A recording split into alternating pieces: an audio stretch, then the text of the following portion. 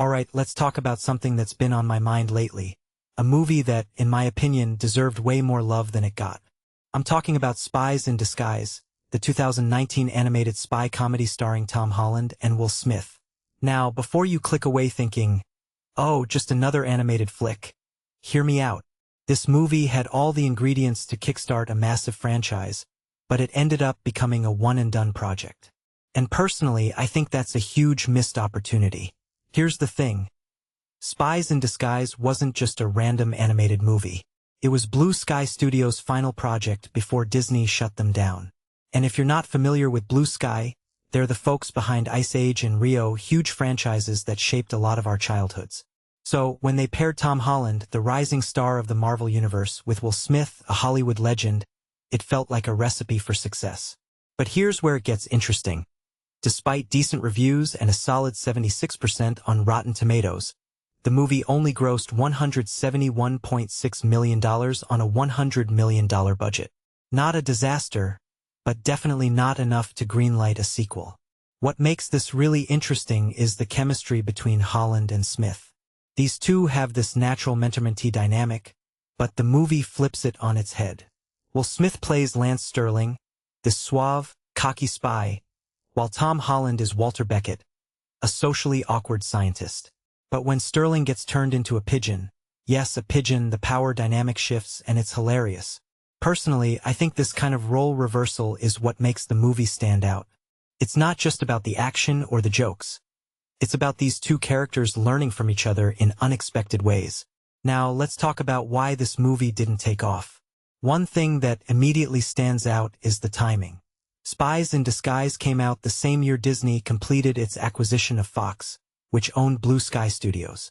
So, even if the movie had performed better, the studio's fate was already sealed. Disney already had Pixar and Disney Animation. Why would they need a third animation studio?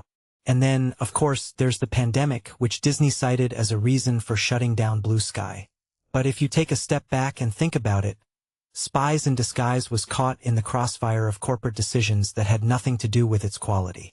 What many people don't realize is that this movie had the potential to be Tom Holland's first big hit outside of the Marvel Cinematic Universe.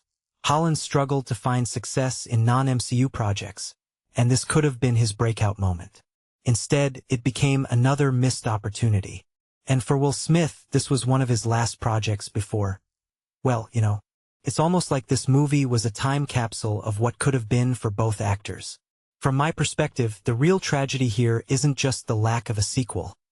It's the loss of Blue Sky Studios itself.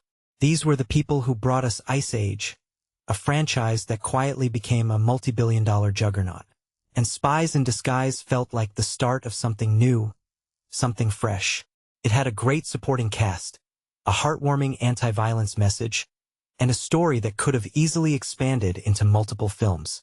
But instead, it's just a footnote in animation history. This raises a deeper question. How many great ideas get buried because of corporate decisions or bad timing? Spies in Disguise isn't just a movie. It's a reminder of what happens when creativity collides with business.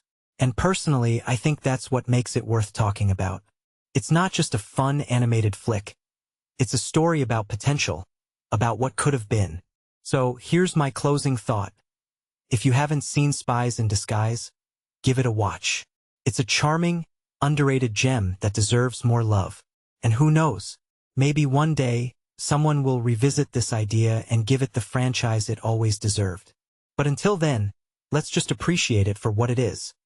A fun, heartfelt movie that reminds us to never underestimate the power of a good pigeon joke. What do you think? Let me know in the comments below.